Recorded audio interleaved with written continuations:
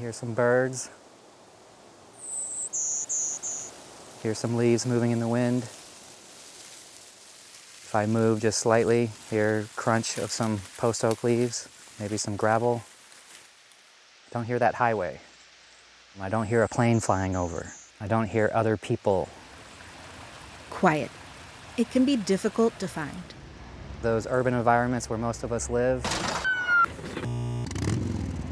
it's hard to get away from the noise. It's hard to get into nature and hear those things.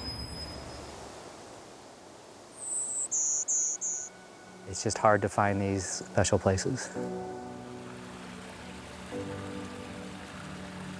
Texas state parks are one of those often sought-after places where people find quiet. Our parks are so in demand that people sometimes can't get a reservation unless they think about it 6 months ahead of time.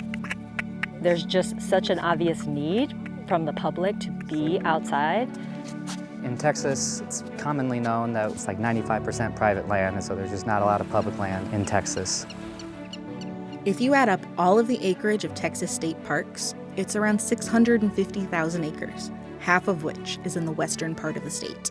And that is the size of Travis County. So that's why the Centennial Fund is so needed to get parks to the people. The Centennial Parks Fund is a pool of money gifted by Texas voters to create new state parks. And it's already underway in the Central Texas Hill Country. We are at a future state park called Post Oak Ridge State Park in Lampasas County. So that's a historic cabin. is historic. Sitting just across the river from Colorado Bend State Park is the first new parkland to be developed by Centennial dollars. We look at it and ultimately answer the question, does this make a good state park? What can people do there? Why would people want to go there? There's a lot of things that need to come together to answer that question of, can this be a state park? A team of people, from biologists to real estate specialists, all have a say in picking new parkland. So you need all those voices. It's pretty fun to hear them. It's pretty fun to hear the discussions. So there's a little research on the land conservation side to see if that's a property that's even viable. You don't always arrive at consensus that everyone agrees on, but you want to have everyone be heard. And then that makes the thing better as a result. So it's not likely anytime soon. And all these people had a hand in picking Post Oak Ridge.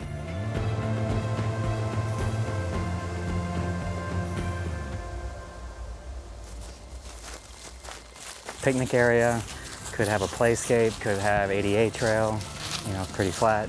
I love looking around and thinking, what will this be like 2 years from now, 4 years from now? Now, all that you see is the ground, like where will the trail be?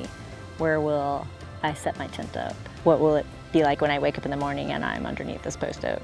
We have to think about utilities, wastewater, electric, radio. And we have to think about the buildings that people will go in, the trails. As the team solidifies their final plans for this new park, they have plenty of inspiration to turn to.